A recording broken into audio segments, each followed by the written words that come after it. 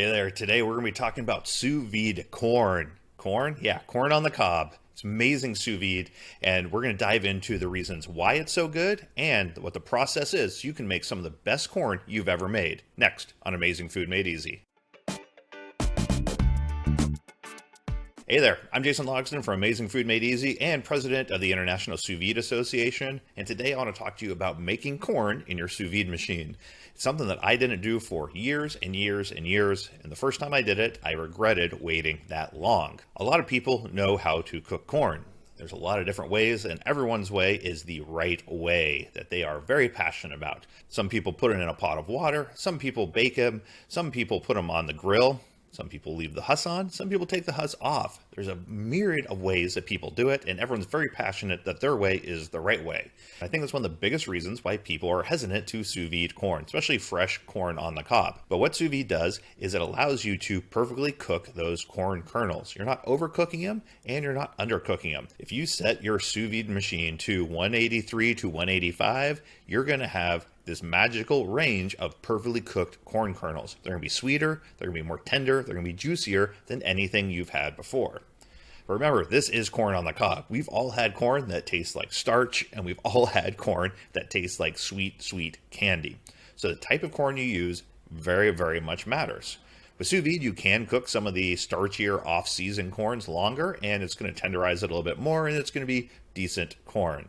But if you get some good farm fresh, freshly shucked corn, it's going to be amazing in sous vide, and honestly, it's amazing any way you cook it, right?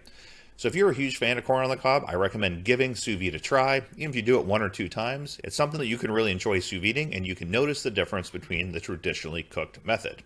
That said, do what's easiest for you. Corn on the cob is great any way you cook it. Slather on that butter and that salt, maybe a little bit of basil and cojito cheese, and it's going to be perfect every single time, regardless of how you do it. But give sous vide a shot. So what is the perfect time and temperature for sous vide corn?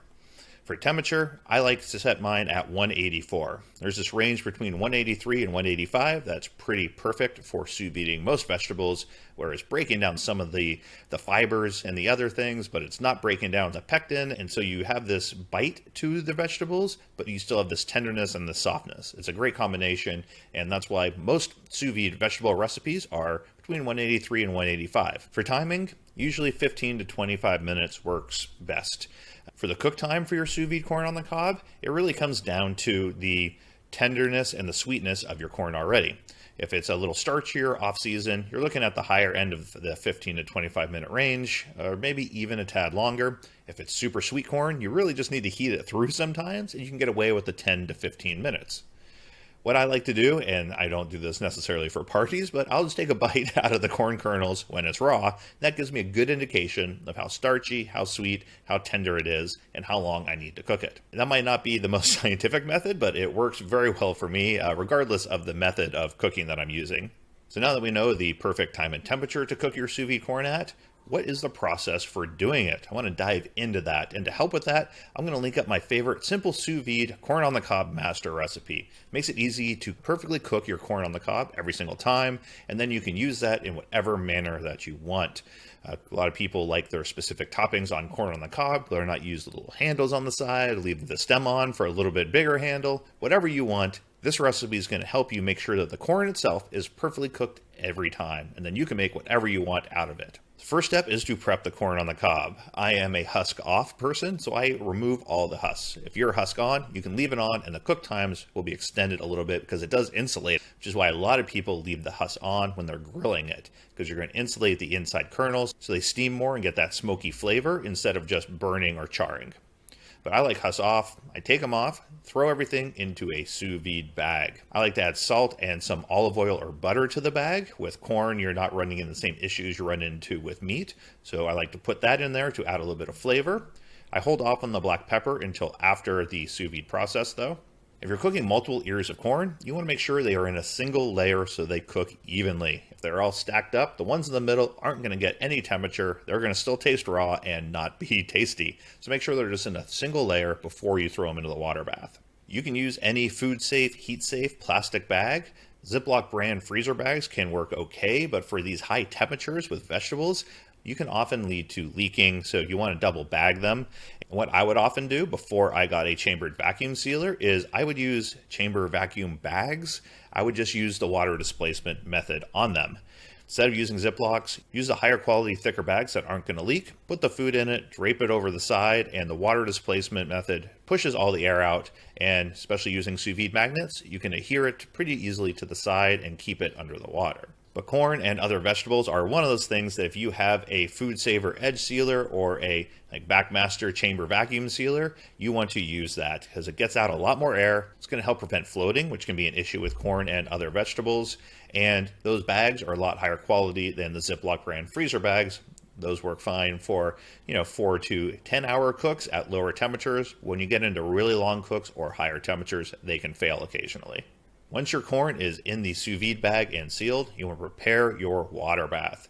You can use any container, like a stock pot, a polycarbonate container. I use Lapavi, Rubbermaid, or Cambro. I've used all three and they work well. And some people use coolers as well. You want your water level to be between the min and max line so it doesn't turn off in the middle of your cook. And then set your sous vide machine to your desired temperature. Like I said, I like 184. That's kind of my go-to. I often say you don't need to preheat your water bath, but with corn on the cob and other vegetables, especially ones that cook quickly, like corn on the cob, you want to preheat it because they're only going to be in there for 15 to 25 minutes, and a lot of circulators take 15 to 25 minutes to heat your water up. And so it's hard to know when they're getting to the proper temperature, and the timing can get thrown off a little bit. So preheat your water bath to whatever temperature you want. And then you want to be careful, very, very careful, putting your food into the sous vide machine. And I say careful because this water is hot. We're used to sous videing when it's 130 and you have a steak and you just reach in and pull out the steak. You don't want to reach into this water. It's close to boiling and it will scald you. So be careful when you're putting food into water that is this hot. Floating can be a big issue with vegetables, especially corn on the cob.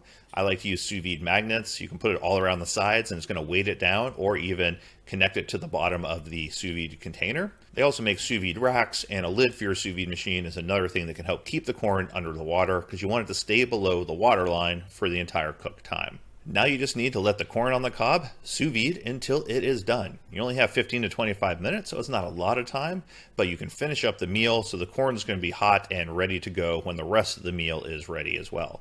Remove the sous vide corn from your water bath and it is now ready to serve. There's nothing you really need to do to finish off your corn.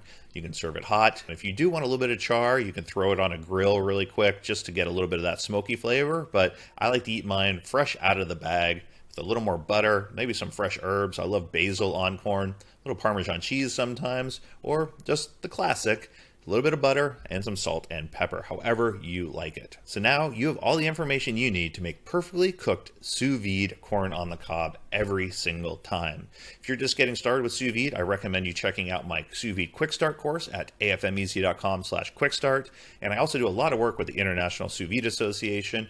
We do free video showcases, demos, and cook-alongs. You can find all those at the isva.org. Till next time, I'm Jason Logston.